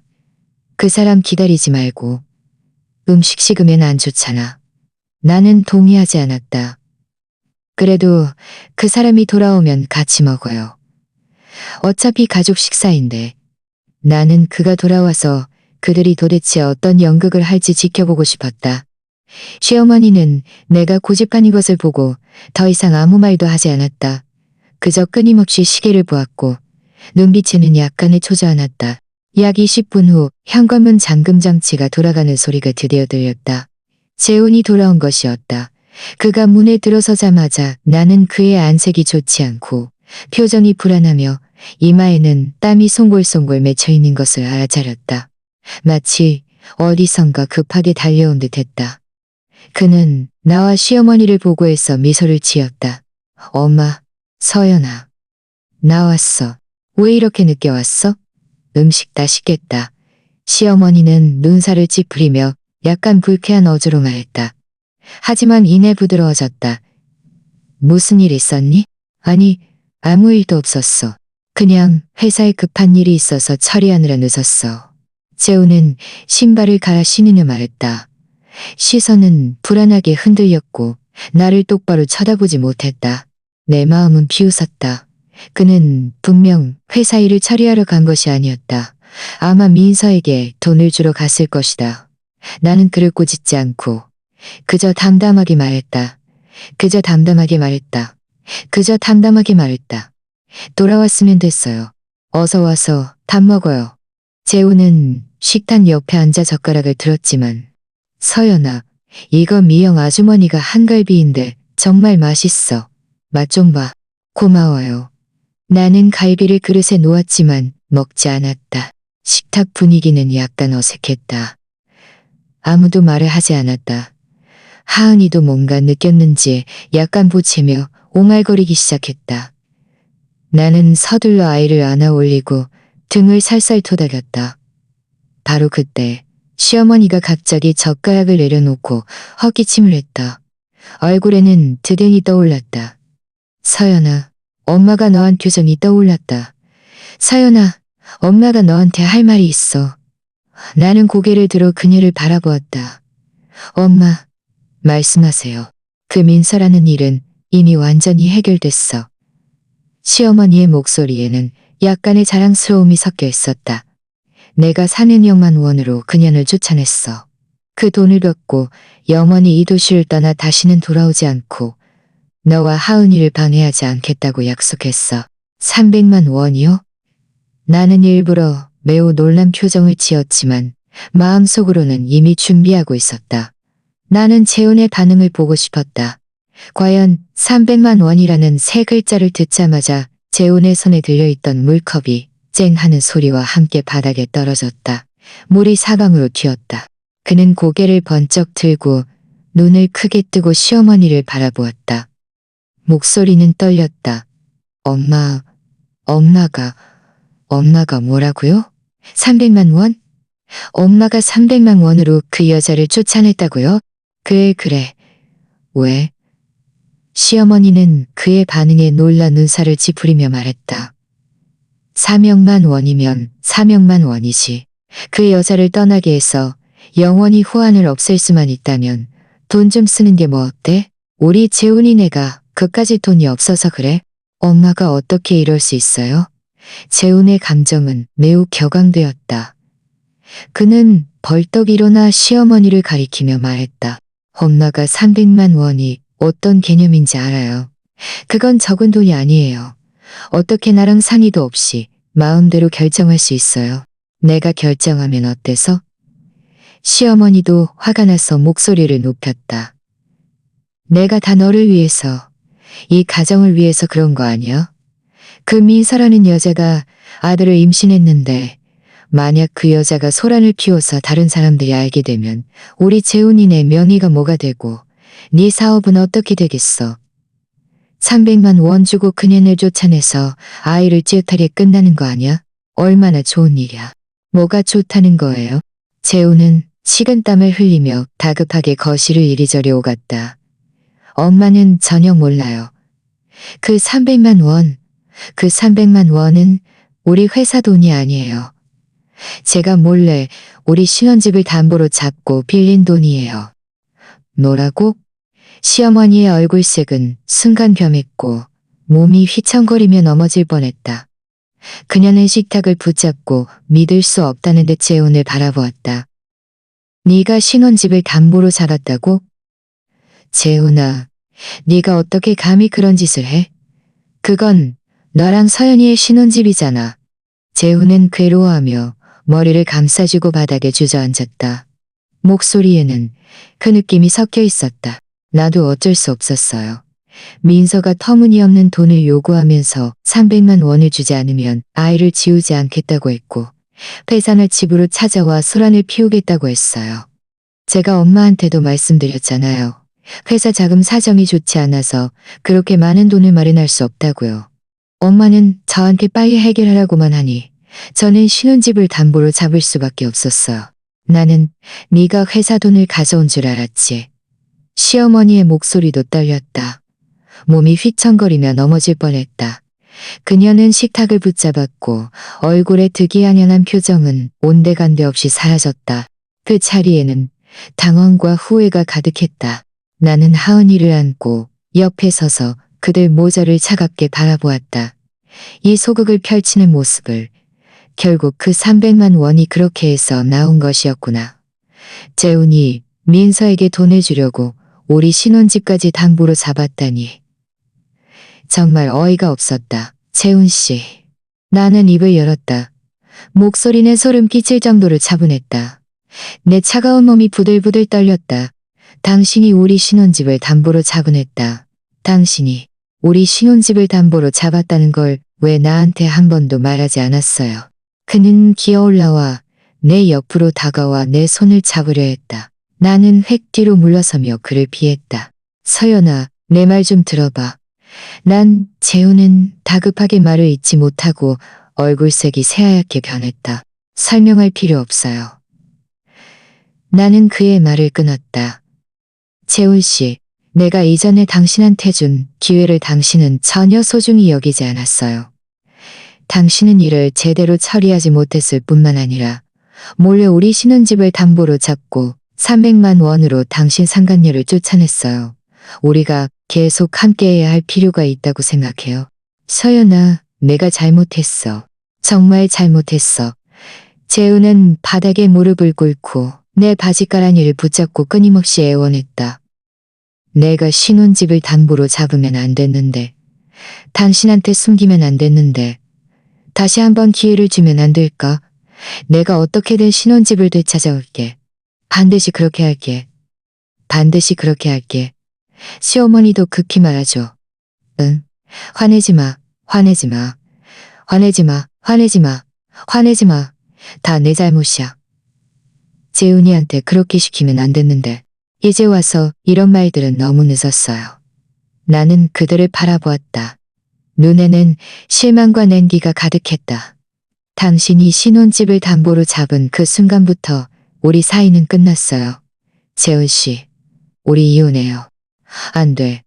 서연아. 재훈은 아이처럼 울부짖었다. 난 당신 없이는 안 돼. 하은이 없이는 안 돼. 제발 부탁이야. 다시 한번 기회를 줘. 나는 더 이상 그를 상대하지 않고 하은이를 안고 문 쪽으로 몸을 돌렸다. 더 이상 그들의 역겨운 모습을 보고 싶지 않았다. 문에 다다랐을 때 나는 발걸음을 멈추고 그들에게 등을 돌린 채 말했다. 재훈 씨, 사흘 후에 구청 앞에서 만나요. 신분증, 주민등록등본, 혼인증명서 가져오고 우리 신혼집도 되찾아놔요. 그렇지 않으면 당신과 당신 엄마, 그리고 그 민서라는 여자 모두 마땅한 대가를 치르게 할 거예요. 말을 마치 나는 문을 열고 하은이를 안고 밖으로 나섰다. 뒤에서는 재훈과 시어머니의 울부짖는 소리와 서로를 비난하는 소리가 들렸다. 나는 뒤돌아보지 않았다. 나는 뒤돌아보지 않았다. 아래층으로 내려오니 햇살이 내 몸에 따뜻하게 쏟아졌다. 나는 하은이를 안고 아이의 잠든 작은 얼굴을 바라보며 속으로 맹세했다. 반드시 아이를 데리고 이 상처받은 곳을 떠나 아이에게 안정된 미래를 줄 것이다. 재훈과 시어머니가 나에게 빚진 모든 것을 나는 조금씩 전부 되찾아올 것이다. 시어머니 댁에서 나온 나는 곧바로 하은이를 데리고 친정으로 갔다. 엄마는 하은이를 안고 돌아온 나를 보더니 걱정스러운 얼굴로 물었다. 서연아, 어떻게 됐어? 재훈이랑 그쪽 사람들이 너 힘들게 하진 않았니? 나는 하은이를 엄마에게 맡기고 소파에 앉아 식사 자리에서 일어났던 일을 하나부터 열까지 엄마에게 이야기했다. 엄마는 듣고는 화가 나서 식탁을 치며 말했다. 이 재훈이라는 녀석이랑 그 할망구 정말 너무하네. 네 신혼집까지 담보로 잡아서 300만 원으로 그 여자를 쫓아냈다고? 서연아, 이혼해야 해. 이 결혼은 더 이상 이어갈 수 없어. 엄마, 이미 그 사람한테 말했어요. 사흘 후에 구청 가서 이혼할 거라고요. 나는 담담한 어조로 말했다. 저는 그냥 그 사람이 신혼집을 되찾아주지 않을까봐 걱정돼요. 그 사람이 감히 안 해주겠어? 엄마는 눈살을 찌푸리며 말했다. 그 신혼집은 너희 둘의 공동 재산이야. 네 동의 없이 담보로 잡은 것 자체가 불법이야. 그 사람이 되찾아주지 않으면 우리는 법원에 고소할 거야. 그리고 그 300만 원, 뭘 믿고 너희 공동 재산을 상간녀한테 줬어? 이 돈도 우리가 돌려받아야 해. 엄마의 말을 들으니 내 마음은 조금이나마 놓였다.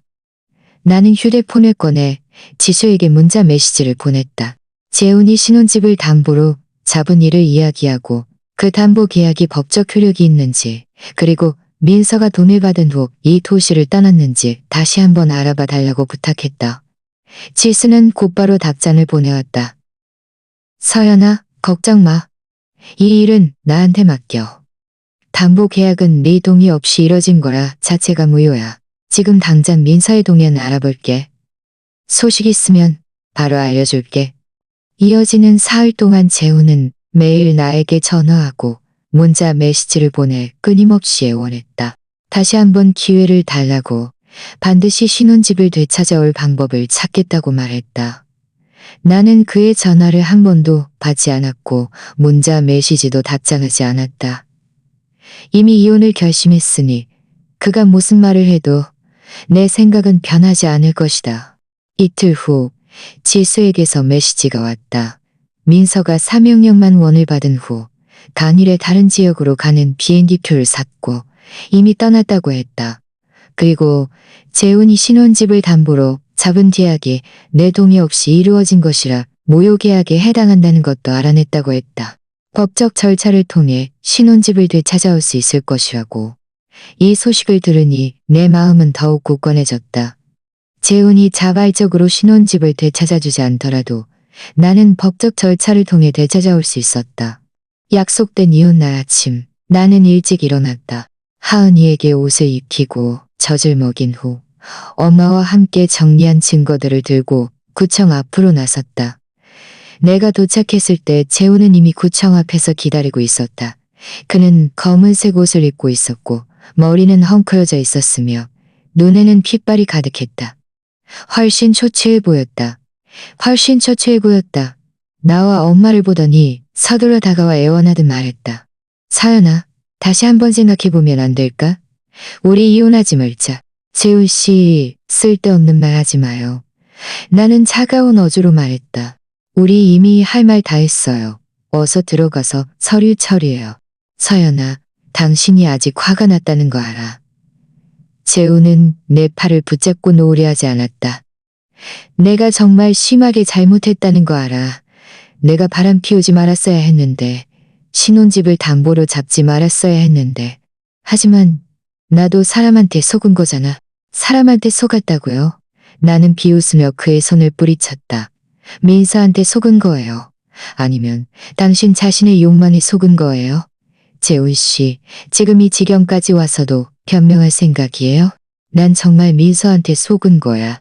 재훈은 다급하게 눈물까지 흘릴 지경이었다. 목소리에는 큰 느낌이 섞여 있었다. 서연아, 내가 솔직하게 말할게. 민서가 임신한 그 아이, 내 아이가 아니야. 뭐라고요? 나는 멍하니 서 있었다. 내 귀를 믿을 수 없었다. 엄마도 눈살을 찌푸리며 재훈을 노려보았다.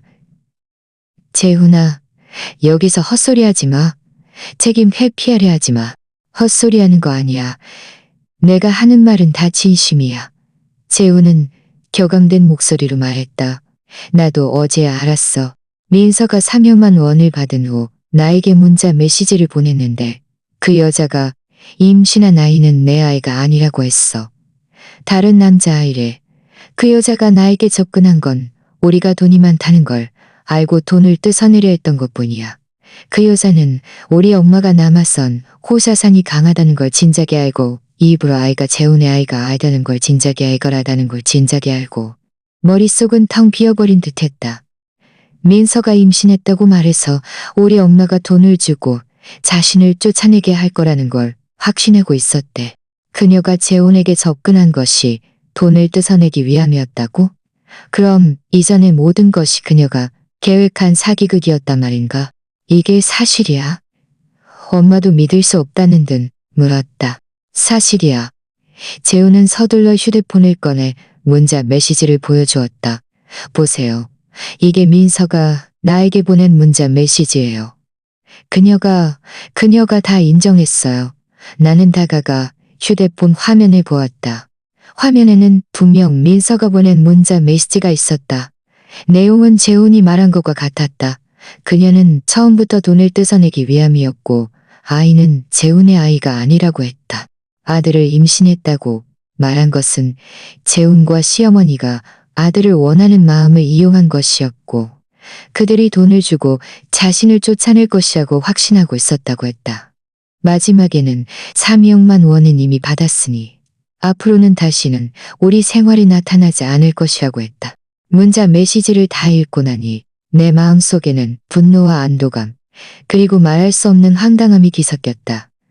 재훈과 시어머니가 온갖 수를 쓰고 심지어 신혼집까지 담보로 잡고 300만 원을 써서 결국 다른 남자의 아이를 임신한 사기꾼을 쫓아낸 것이었다니. 이건 정말 세상에 없는 웃음거리였다. 내가 정말 바보였구나. 재훈은 괴로워하며 머리를 감싸쥐고 바닥에 주저앉아 통곡했다. 내가 그 여자한테 이렇게 오래 속다니. 심지어 그 여자 때문에 당신과 하은이를 배신하고 우리 신혼집까지 담보로 잡다니. 난 정말 개자식이야. 시어머니는 언제 왔는지 모르겠지만 재훈은 언제 얼굴색이 새하얗게 변했고 몸이 휘청거리며 넘어질 뻔했다. 우리가 300만 원을 써서 결국 다른 사람 아이한테 돈을 낸 거라고? 정말 그런 거야? 재훈은 고개를 들었다. 얼굴에는 눈물이 가득했다. 민서가 다 인정했어요. 그 여자는 그냥 사기꾼이었어요. 아이고, 시어머니는 갑자기 통곡하기 시작했다. 그건 300만 원이잖아. 네가 신혼집 담보로 잡아서 마련한 300만 원이잖아. 내가 왜 이렇게 어리석었을까? 어떻게 어린 계집애한테 속다니. 그녀는 울면서 자신의 가슴을 때렸다. 후회가 급한 모습이었다. 이전의 득이야냥함과 오만함은 온데간데 없이 사라지고 절망과 무너짐만 남았다. 나는 그들 모자가 무너져 통곡하는 모습을 차갑게 바라보았다. 마음속에는 동정심이라고는 한 조각도 없었다. 오직 오랫동안 쌓인 원한을 갚은 듯한 시원함만 가득했다. 이것이 바로 그들이 남아선 후 사산에 젖어 가정을 배신한 결과였다. 그들은 300만 원이면 모든 것을 해결할 수 있다고 생각했지만 결국 다른 사람의 사기극에 빠져 돈도 잃은 것이었다. 재훈 씨. 나는 그의 앞으로 거루가 담담한 어조로 말했다. 민서가 임신한 아이가 당신 아이가 아니라고 해도 당신이 바람 피운 것은 사실이에요. 당신이 신혼집을 담보로 잡은 것도 사실이고요. 우리 사이는 여전히 이혼해야 해요. 서연아, 내가 잘못했어. 정말 잘못했다는 거 알아. 재훈은 내 바짓가랑이를 붙잡고 애원했다. 하지만 나도 피해자잖아. 민서한테 속았다고. 내가 이미 이렇게 큰 대가를 치렀잖아. 다시 한번 기회를 주면 안 될까? 반드시 당신과 하은이를 잘 만회할게. 기회? 나는 비웃었다. 당신이 바람 피울 때는 왜 나와 하은이에게 기회를 줄 생각을 안 했어요? 당신이 신혼집을 담보로 잡을 때는 왜 나와 하은이에게 기회를 줄 생각을 안 했어요? 재훈 씨, 너무 늦었어요. 지금 무슨 말을 해도 소용없어요. 우리는 반드시 이혼해야 해요. 그리고 나는 잠시 말을 멈췄다가 계속해서 말했다. 그 300만 원은 당신이 우리 신혼집을 담보로 잡아서 마련한 돈이에요. 기록서 가서 잃었지만 이 돈은 당신이 반드시 되찾아올 방법을 찾아야 해요. 그리고 우리 신혼집, 당신은 당장 되찾아와야 해요. 그렇지 않으면 나는 법원에 고소할 거예요. 시어머니는 내가 재혼을 빈손으로 내쫓겠다고 말하는 것을 듣고 울음을 뚝 그쳤다. 그녀는 서둘러 다가와 내 손을 잡고 말했다. 서연아, 재훈이를 고소하지 마. 우리가 어떻게든 돈을 되찾아올 방법을 찾고 신혼집도 되찾아올게. 재훈이한테 다시 한번 기회를 주면 안 될까? 나는 이미 그에게 여러 번 기회를 줬어요. 그가 스스로 소중히 여기지 않았을 뿐이죠. 나는 시어머니의 손을 뿌리치며 단호한 어조로 말했다. 지금은 이혼 외에는 어떤 것도 동의하지 않을 거예요. 재훈 씨, 도대체 갈 거예요? 안 갈 거예요? 안 갈 거예요? 안 가면 내가 혼자 들어가서 서류 처리할게요. 재훈은 나의 단호한 눈빛을 보고 내가 이미 결심을 굳혔고 다시는 변하지 않을 것이라는 것을 알았다. 그는 천천히 바닥에서 일어나 얼굴에 눈물을 닦았다. 목소리는 잠겨 있었다. 그래, 이혼할게. 그가 이혼에 동의하는 것을 듣고 내 마음에는 아무런 동요도 없었다. 나는 몸을 돌려 구청으로 들어갔다. 재훈은 말없이 내 뒤를 따랐다. 엄마도 하은이를 안고 따라 들어와 문 앞에서 우리가 이혼 서류를 달았다. 이혼 서류 처리 과정은 순조로웠다. 직원들은 우리에게 자발적으로 이혼하는 것인지 물었다. 재훈은 고개를 숙이고 잠긴 목소리로 니라고 말했다. 나는 망설임 없이 니라고 말했다. 이혼 증명서를 받은 그 순간 내 마음은 더없이 가벼웠다. 마치 무거운 짐을 내려놓은 듯했다. 재훈은 이혼 증명서를 보고 눈가가 다시 붉어졌다. 그는 나를 보며 말했다. 서연아, 내가 당신과 하은이에게 미안한 짓을 한 거 알아. 앞으로 당신에게 무슨 어려움이 생기면 언제든지 나를 찾아와. 필요 없어요. 나는 담담하게 말했다. 우리 앞으로 각자 잘 살면 돼요. 그리고 당신이 나에게 약속한 걸 잊지 마요. 빨리 신혼집 되찾아오고 300만 원도 되찾아와요. 그렇지 않으면 당신에게 더 혹독한 대가를 치르게 할 거예요. 말을 마친 나는 몸을 돌려 구청을 나왔다. 엄마 옆으로 가서 하은이를 건네받아 아이를 안고 뒤도 돌아보지 않고 떠났다. 햇살이 내 몸에 따뜻하게 쏟아졌다. 나는 민서의 아이가 재훈의 아이든 아니든 내가 올바른 선택을 했다는 것을 알았다. 나와 하은이의 새로운 삶이 이제 막 시작될 것이었다. 구청에서 나온 나는 하은이와 엄마와 함께 친정으로 돌아왔다. 길 위에서 엄마는 나를 안쓰럽게 보며 말했다. 서연아, 네가 고생이 많았다. 하지만 괜찮아. 앞으로 엄마가 있으니 엄마가 하은이 돌봐주고 네가 무슨 일을 하든 지지해줄게. 나는 엄마 어깨에 기대어 눈가가 조금 붉어졌다. 엄마, 고마워요. 엄마가 있으니 난 아무것도 두렵지 않아요. 이혼은 나에게 고통을 주었지만 그보다 더 큰 해방감을 주었다. 나는 드디어 재훈의 배신을 더 이상 마주하지 않아도 되었고 시어머니의 위선을 더 이상 참아내지 않아도 되었고 집에 돌아와 나는 이혼 증명서를 조심스럽게 보관했다. 이것은 실패한 결혼의 끝일 뿐만 아니라 나와 하은이의 새로운 삶의 시작이었다. 이제 내가 해야 할 일은 법적 절차를 통해 나와 하은이에게 속한 모든 것을 되찾는 것이었다. 나는 지수에게 연락해 믿을 수 있는 이혼 전문 변호사를 추천해달라고 부탁했다. 변호사는 내가 정리한 네가 정명 서연 추천해달라고 부탁했다. 변호사는 내가 정리한 모든 증거를 본며 서연 씨의 요구를 본 후 매우 자신 있게 말했다. 서연 씨의 외도, 부부 공동재산 무단 담보, 이혼 판결은 물론 그가 재산을 적게 분할받거나 아예 분할받지 못하게 할 거예요. 그 담보 계약은 무효이니 신혼집도 저희가 반드시 되찾아올 수 있습니다. 변호사의 확건을 받으니 내 마음은 더욱 든든해졌다. 얼마 지나지 않아 변호사는 나를 대신해 법원에 소송을 제기했다.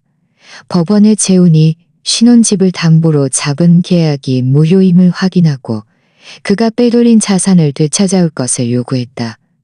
또한 재훈이 외도와 자산 빼돌리기 등의 잘못으로 인해 재산 없이 이혼할 것을 요구했다. 재훈은 법원 소환장을 받은 후 또다시 나에게 전화하고 문자 메시지를 보내 끊임없이 애원했다. 소송을 취하해달라고, 신혼집을 빨리 되찾아오고 빼돌린 자산도 돌려주겠다고 말했다. 나는 그의 전화를 한 번도 받지 않았고 문자 메시지도 답장하지 않았다. 이제 와서 후회해도 너무 늦었다. 그때 그가 나에게 상처 주는 짓들을 할 때는 왜 오늘의 결과를 생각하지 않았을까? 재판 당일 재훈과 시어머니 모두 법원에 왔다. 시어머니는 나를 보자마자 달려와 내 손을 잡으려 했지만 내가 제지했다. 시어머니는 울면서 말했다. 서연아, 내가 잘못했어. 내가 재훈이 편들어 너를 괴롭히고 남아 선호사산이 빠지면 안 됐는데 소송 취하해줘. 우리가 모든 걸 다 돌려줄게. 이제 와서 이런 말들은 너무 늦었어요. 나는 차가운 어조로 말했다. 그때 당신들이 그런 짓들을 할 때는 왜 오늘이 올 거라고 생각하지 못했어요? 재판이 시작된 후 변호사는 내가 정리한 증거들을 하나씩 법원에 제출했다. 재훈의 외도 사진, 채팅 기록, 몰래 자산을 빼돌린 은행 거래, 신혼집 담보, 무효 계약, 그리고 민서가 사기임을 인정한 문자 메시지 캡처. 모든 증거는 반박할 수 없었다. 재훈은 법정에서 끊임없이 자신을 변명했다. 자신이 민서에게 속은 피해자라고 말했다. 하지만 판사는 그의 변명을 전혀 인정하지 않았다. 판사는 말했다. 설령 당신이 민서에게 속았다고 해도 그것이 당신이 외도하고 부부 공동재산을 무단으로 담보 잡고 자산을 빼돌린 이유가 될 수는 없습니다. 당신은 남편으로서 가정에 대한 책임을 다하지 않았고 아내와 가정에 대한 책임을 다하지 않았고 시어머니도 법정에서 매우 초조해하며 끊임없이 자신이 배상할 의향이 있다고 말했다. 내가 소송을 취하해 주기만 한다면. 하지만 나는 이미 결심을 굳혔고 그들에게 다시는 어떤 기회도 주지 않을 것이었다. 재판이 끝난 후 법원은 즉시 판결을 선고했다. 재훈이 신혼집을 담보로 잡은 계약은 무효임을 확인했고 신혼집은 나와 재훈의 공동 소유로 판결했다. 하지만 재훈이 외도, 자산 빼돌리기 등의 잘못을 저질렀기 때문에 재훈은 빈손으로 이혼하고 신혼집은 내 개인 소유가 되며 재훈이 빼돌린 자산도 모두 되찾아와 내 개인 소유가 되도록 판결했다. 동시에 하은이의 양육권은 나에게 주어지고 매달 양육권은 나에게 주어지고 재훈은 매달 양육비 5억만 원을 하은이가 18세가 될 때까지 재훈과 시어머니는 판결을 듣자 내 마음은 지급해야 한다고 판결했다. 이것이 그들이 낳음은 더없이 후련했다. 법원을 나오니 햇살이 눈부시게 쏟아졌다. 엄마는 감격스럽게 나를 끌어안으며 말했다. 서연아, 정말 잘됐다. 정의가 드디어 실현됐어. 우리가 이겼어. 나는 하은이를 안고 오랜만에 환한 미소를 지었다. 엄마, 우리가 이겼어요. 앞으로 나와 하은이는 다시는 그들에게 괴롭힘 당하지 않을 거예요. 이어지는 한동안 나는 법원의 판결에 따라 순조롭게 신혼집과 재훈이 빼돌린 자산을 되찾았다. 재훈도 판결에 따라 매달 제때 하은이의 양육비를 지급했다. 그는 가끔 문자 메시지를 보내 하은이를 볼 수 있는지 물었지만 나는 모두 거절했다. 하은이가 다시 그와 접촉하는 것을 원치 않았고 그가 하은이의 성장에 영향을 미치는 것을 원치 않았다. 나중에 나는 재훈과 시어머니가 민서에게 사기당한 3억만 원을 되찾기 위해 여러 곳을 찾아다녔다는 소식을 들었다. 하지만 민서는 마치 짐발이라도 한 듯 전혀 찾을 수 없었다. 재훈의 회사는 여러 곳을 찾을 수 없었다. 재훈의 회사는 이전에 자금 사정이 좋지 않았던 데다가 그의 외도 사실이 폭로되면서 명성이 땅에서 명성이 땅에다가 이 소식들을 듣고 내 마음에는 동정심이라고는 한 조각도 없었다. 이 모든 것이 그들 스스로 자초한 일이었고 그들이 마땅히 받아야 할 결과였다.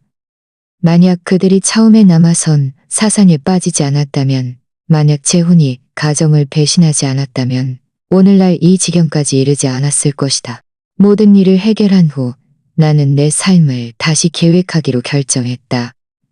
되찾은 자산으로 시내 중심가에 조금 작은 집을 사서 엄마와 하은이와 함께 이사했다. 새 집은 햇살이 가득하고 환경도 매우 좋았다. 나와 하은이는 드디어 우리만의 진정한 집을 갖게 되었다. 나는 또 내가 좋아하는 일을 찾았다. 매일 제때 출퇴근하고 퇴근 후에는 집에 돌아와 하은이와 시간을 보냈다. 하은이는 점점 더 귀여워지고 똑똑해졌다. 매일 나에게 많은 기쁨을 주었다. 엄마도 나를 도와 하은이를 돌봐주었다. 때때로 나는 하은이를 안고 베란다에 앉아 창밖 풍경을 바라보았다. 마음은 감사함으로 가득했다.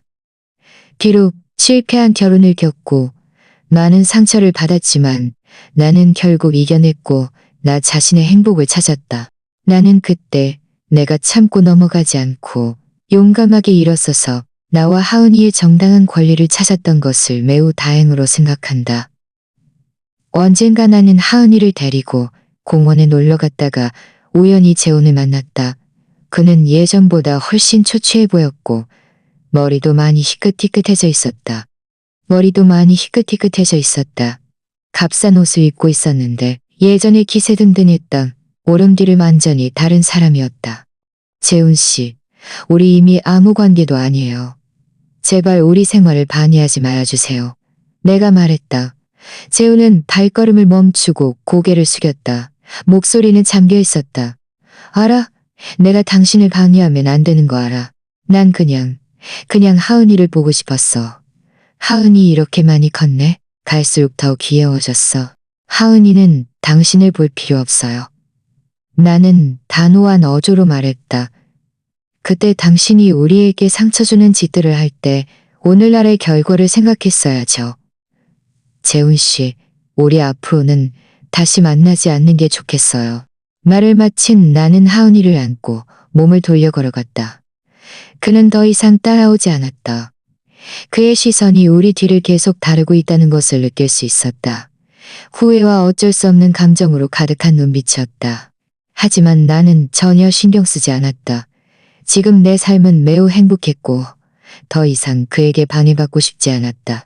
시간이 흐르고 나와 하은이의 삶은 점점 평화로워졌고 점점 행복해졌다.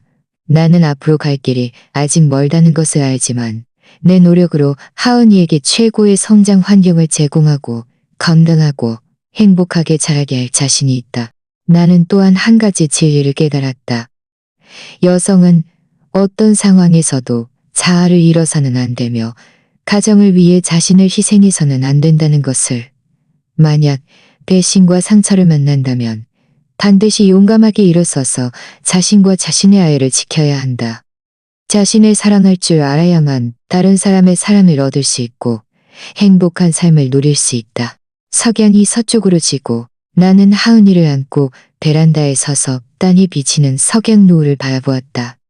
따뜻하고 아름다웠다. 나와 하은이의 행복한 삶은 이제 막 시작된 것이었다.